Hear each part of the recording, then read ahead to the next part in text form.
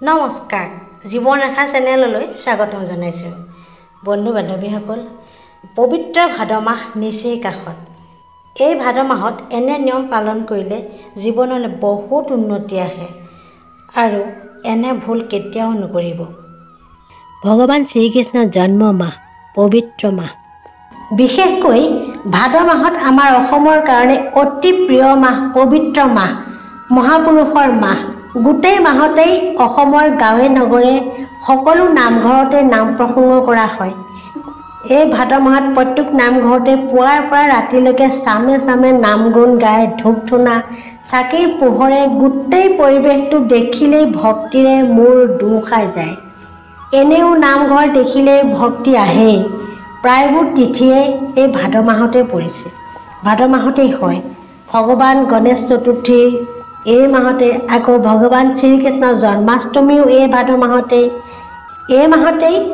শ্ৰীকৃষ্ণ আৰু ৰাধাৰ মিলন হৈছিল ধাৰ্মিক গ্ৰন্থত এই মাহত কৰা কিছুমান বিশেষ উপায় আছে আৰু নিয়ম আছে তেনে আপোনালোকে যদি এই নিয়মসমূহ মানি চলে উপায়সমূহ কৰে তেন্তে ঘৰখনৰ কাৰণে অতি শুভ মনা যায় বহুতেই এই গোটেই মাহতে মাছ মাংস তেল আদি নাখায় ব্ৰত পালন কৰে বা এনেও ব্ৰতীয়া ভাতে খায় সন্ধ্যা সদায় পদূলিত দুগছি চাকি জ্বলায় বিশেষকৈ এই সন্ধ্যা বেলাৰ পিছত কিছুমান বস্তু আনক দিব নাপায় কেতিয়াও নাপায় মানে মনা যায় যেনে ধান মাহ পইচা গাখীৰ ইত্যাদি প্ৰসাদৰ কথা কোৱা নাই অৱশ্যে প্ৰসাদ দিব পাৰে যিহেতু ভাদ মাহটো লক্ষীৰ মাহ বুলিও কোৱা হয় ধন ধান সন্ধ্যাৰ পাছত কেতিয়াও আনক দিব নালাগে দিলে পিছদিনাখনলৈ থৈ দিব নহ'লে সূৰ্য অস্ত যোৱাৰ আগতেই দিব মা লক্ষীও বেয়া পায়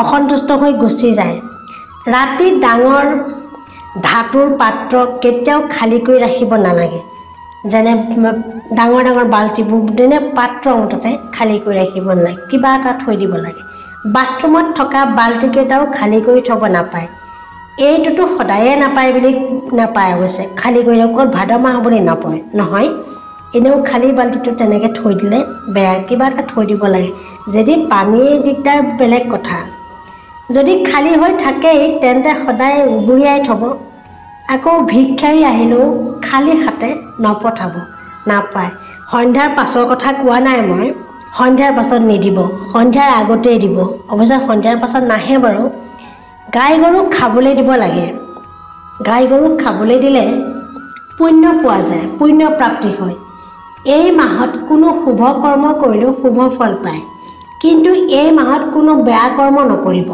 এনেও কোনো দিনে বেয়া কৰ্ম কৰিব নাপায় কিন্তু এই মাহত বিশেষকৈ নাপায় বেয়া কৰ্মবোৰ হৈছে যিবিলাক সমাজৰ বিৰুদ্ধে যায় সমাজৰ বিৰুদ্ধে যোৱা কৰ্মসমূহ কাৰো লগত কাজিয়া পেচাল কৰিব নালাগে বৃদ্ধাচৰণ কৰিব নালাগে ষড়যন্ত্ৰ আদি কৰিব নাপায় কৰিলে নিজৰহে বিপদ হয় বা ভাদ মাহ কিন্তু হিন্দু ধৰ্মত ভাদ মাহ পবিত্ৰ মাহ এই মাহ মা লক্ষীৰ মাহ বুলি কোৱা হয় এই মাহত মা লক্ষীৰ পাঠ কৰিলে পুণ্য পোৱা যায় পুণ্য পোৱাৰ লগতে মাৰ কৃপা লাভ কৰে মাৰ কৃপা লাভ কৰিলে ঘৰৰ আৰ্থিক সমস্যা দূৰ হয় ভাদ মাহৰ পূৰ্ণিমাৰ তিথিত বিশেষকৈ মা লক্ষীৰ পাঠ কৰিব বা পূজা কৰিব বহুত শুভ ফল পাব ভাদ মাহৰ শনিবাৰৰ দিনাই উপায় কৰিব পাৰে যিহেতু শনিবাৰটো শনিদেৱৰে বাৰ এই শনিদেৱৰ কৃপা পাবলৈ ভাদ মাহতে যদি কোনো এটা শনিবাৰে উপায় কৰে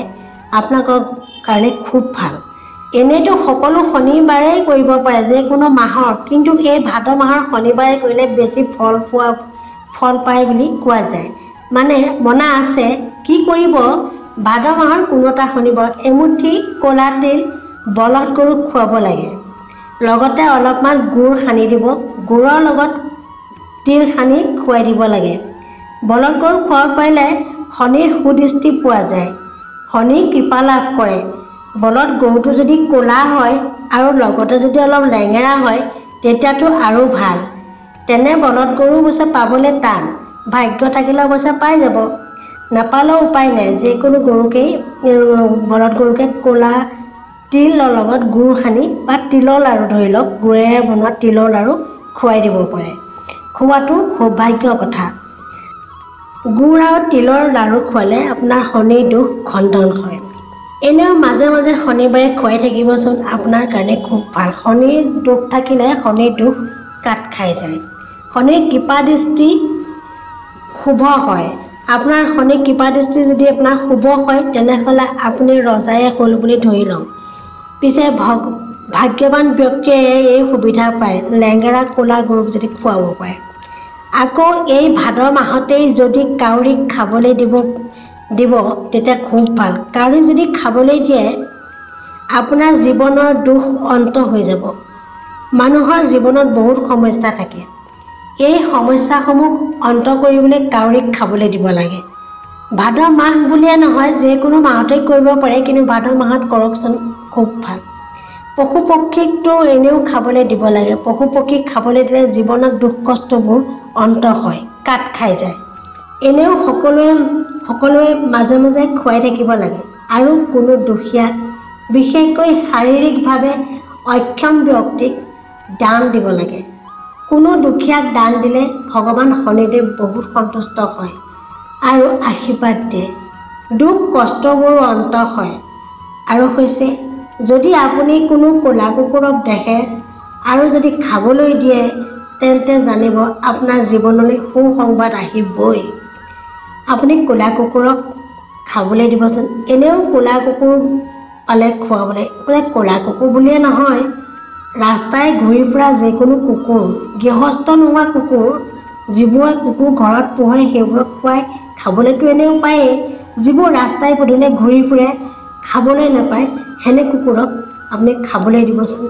সিহঁতৰ আহাৰ আপোনাৰ বহুত দুখ কাট খাই যায়, দুৰ্ভাগ্যসমূহ কাট খাই যায়। আপোনাৰ জীৱনত ঘটি থকা অমংগলবোৰ, বাধা বিঘিনিবোৰ নাইকিয়া হয়, কাট খাই যাব। আকৌ যদি কওঁ, মনত ৰাখিব, এই কামটো কৰিব পাৰে মানে শনিবাৰৰ দিনা আপুনি কৰিবচোন। সাধ্য অনুসৰি দুখীয়াক দান কৰিব পাৰিলে, খাবলৈ দিব পাৰিলে, কোনো শনি মন্দিৰত মিঠাতেল তিল আদি অৰ্পণ কৰিব পাৰে।